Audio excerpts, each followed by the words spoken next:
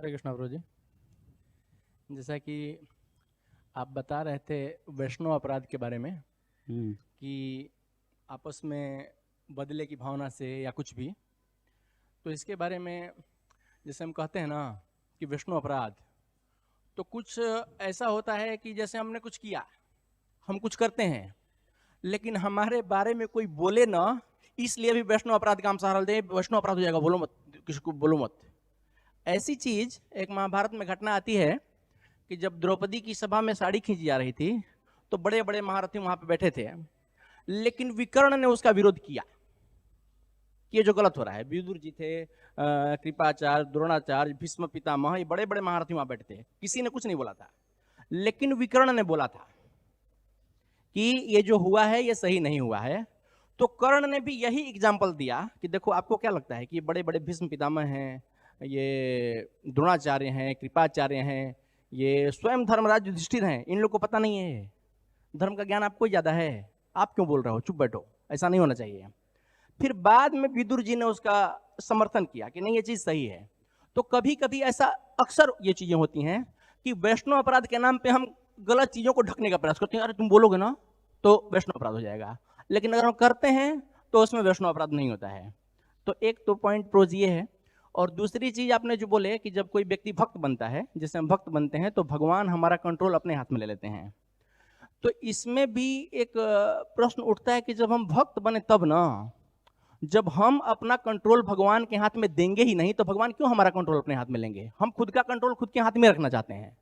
तो जब जो व्यक्ति शुद्ध भक्त बन जाएगा, जो पूरी तरह से भगवान के प्रति सरेंडर हो, तभी तो भगवान उसका कंट्रोल अपने हाथ में लेंगे, नहीं तो भगवान को क्या करना है।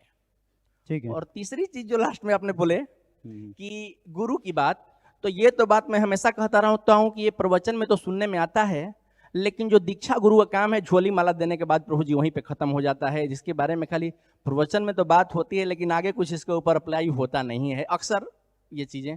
तो इसके बारे में अगर आप कुछ बोल सकें तो। ठीक है, तो तीसरे पॉइंट के बारे में बताना चाहूँगा कि अभी इस्कॉन जीबीसी भी इसके ऊपर इनिशिएटिव ले रहे हैं कि जैसे पहले हम देखते थे कि इस्कॉन में प्रभुपाद के जो शिष्य हैं, गुरु बहुत कम थे और शिष्यों की संख्या बहुत ज़्यादा थी, 10,000, 15,000, 20,000 शिष्य, और गुरु सबको टाइम दे नहीं पाते। तो अभी जीबीसी ऐसा सोच रहे हैं कि ज़्यादा गुरु हो और एक एक गुरु के कम कम शिष्य हो, जिससे सबका देखभाल हो अच्छे से और गुरु के साथ अच्छा संपर्क हो, संबंध बने, सेवा हो उनकी। तो हर एक व्यक्ति के बारे में सोचा जा रहा है उसके बारे में, और ये हो रहा है। ये तीसरे प्रश्न का आपका उत्तर है। पहला प्रश्न आपने जो बोला वैष्णव निंदा, ऑफकोर्स हमारी भावना क्या है, उसके पीछे बोलने के पीछे भावना क्या है वो मैटर करती है। कि जब हम सोचते हैं कि प्रभुपाद की संस्था है इस्कॉन, और इस्कॉन को हमें सुरक्षित रखना है, इस्कॉन को बचाना है, इस्कॉन में कुछ गलत चीज़ नहीं होनी चाहिए, तो ये अधिकारी तो हर चीज़ में ग्राउंड लेवल पे देख नहीं सकते क्या हो रहा है। तो जो ग्राउंड लेवल पे हैं, जिनको दिख रहा है वो चीज़, तो वो अधिकारियों तक पहुंचाना चाहिए कि बाबा ये चीज़ गलत हो रही है। तो हम ये किस भावना से करते हैं कि प्रभुपाद के इस्कॉन को सुधारने के लिए, अच्छा करने के लिए, उसके उस भावना से करते हैं। या फिर जैसे यहाँ पे बोला कि मित्र के रूप में शत्रु बन के कृष्ण आए थे, एक्चुअली उनके परिवार के सदस्य थे लेकिन शत्रु बन के आए। वैसे ही ये सो कॉल्ड जो आपको जो आपकी गलती नहीं बताते हैं या फिर गलती को छुपा देते हैं, ये लोग एक्चुअली शत्रु होते हैं, है ना। तो लेकिन हम लोग ऐसे लोगों के साथ रहना चाहते हैं क्योंकि हमें उसी चीज़ में आनंद आता है, वही चीज़ें हम आगे करना चाहते हैं, इसलिए फिर हम ऐसे ही लोगों के साथ रहते हैं जो हमें करेक्ट नहीं करते हैं। करेक्ट करते हैं फिर हम उससे दूर भागते हैं। तो दूसरा आपने जो प्रश्न पूछा था सेकंड, उसका उत्तर ये है कि जैसे भगवान कंट्रोल लेते हैं, ऑफकोर्स ऐसा नहीं कि शुद्ध भक्तों का ही कंट्रोल लेते हैं, साधक भी हैं, वो भगवान उनके अपने जीवन में जो भी घटनाएं घटित करते हैं, वो जैसे मैंने अभी बताया कि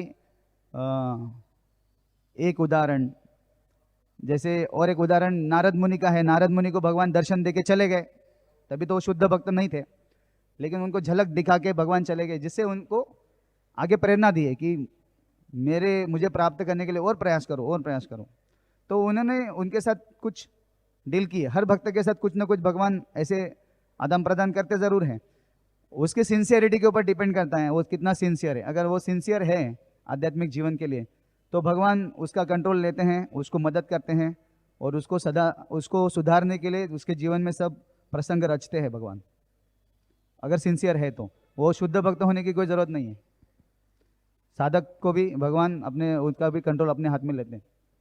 तीसरे वाले का जो आपने बोला ना प्रभु जी, उसके बारे में मैं कहना चाहूँगा कि जैसे आपने बताया कि जीबीसी इसके बारे में प्रयास कर रही है, लेकिन ऐसा होता है कि उनको ऐसा बताया ही जाता है ना कि देखो गुरु तक तो तुम्हारा पहुँच है नहीं, तुम पहुँच ही नहीं सकते हो। अगर उसकी इच्छा हो तो क्यों नहीं गुरु के मार्गदर्शन में रह सकता है। तो ऐसी स्थिति है कि वो उसकी इच्छा ही नहीं होती, उसकी इच्छा ही खत्म होगी शुरू में कि तुम तो गुरु के पास पहुँच ही नहीं सकते हो जी, तो तुम बस हमारी सुनो, बस यही चलते रहेगा।